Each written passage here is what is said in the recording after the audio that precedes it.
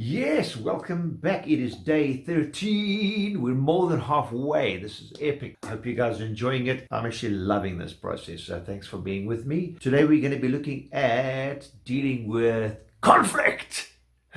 All right, we've all dealt with conflict, with anger, with those kind of issues. It's a control issue. Basically, we want to control other people's behavior to suit our expectations of them. And when they don't fulfill those expectations, we lose it. Basically, when we lose it, we get triggered. So there's ways of dealing with this. So let's look at the triggers first. Basically, we get triggered and an emotion gets released. A lot of the wealthiest people say that if you can't control your emotions, you'll never control your money or your success. So it's important that we don't let our emotions get in the way of our passion. So getting back to triggers, basically, so we need to recognize that with control, we will never be able to control another person's behavior. We never will. We don't have that power. The only control we do have is of our own behavior and our own emotions and our own triggers. Having said that, let's look at what happens when we're triggered. Let me use an example. So basically, you're driving in your car, driving along pleasantly, you're being observant, you're being polite, you're being patient, you're being considerate, and some dude pulls in front of you, cuts you off, totally oblivious to you. Usually what happens is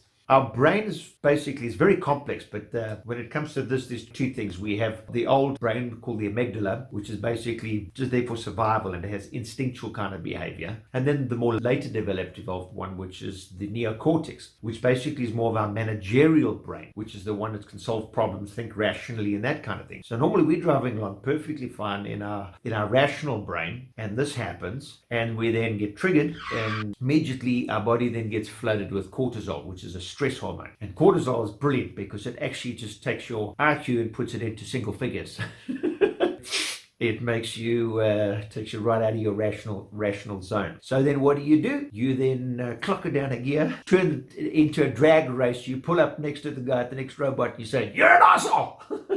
And what you're basically doing is you're replying his rudeness with your rudeness. So it's basically just taking situation and letting it escalate. When somebody else is rude to you, you then drop to their level and you're rude back. If somebody's inconsiderate to you, you drop to their level and you're inconsiderate back. And we might think that we're not these things, but when life squeezes you, it's amazing what's really inside comes out. So I think we need these things to happen to see what's really going on inside of ourselves. Because I'm a polite driver. I'm very considerate. I'm always concerned about what's going on, but I've had the drag race and I've called the person an arsehole next to me before. And now I'm more aware of it. So now when I feel all this happening, it's like, whoo, I see what's going on. In the past, we would always identify with the emotion, with the trigger. We would identify with it. Now the difference is you just identify it. And if you can identify it, then you're able to reframe it. So now suddenly you immediately want to drop a gear, drag race, and tell this person exactly how rude they are. So instead of becoming what they are, being the intolerance that they've shown, being the rudeness that they've shown, being the inconsiderateness that they've shown, we can now transcend that and rise above it. And the way of doing that is getting out of that cortisol brain and then immediately swapping over to the rational, more logical brain. The cortisol levels drop, your IQ rises. Try and understand what's going on. The other person's oblivious to it. Probably didn't even do it on purpose. And to be honest, I've cut people off in traffic too.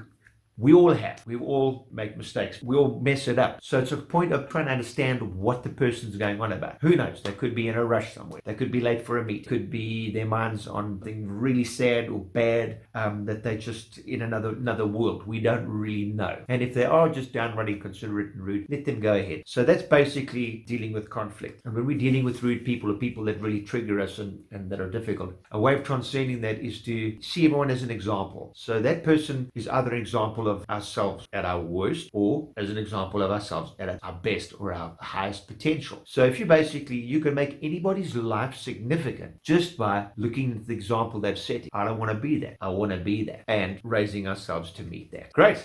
Thanks for tuning in. Peace out. Much love. See you tomorrow. The Big Cigar.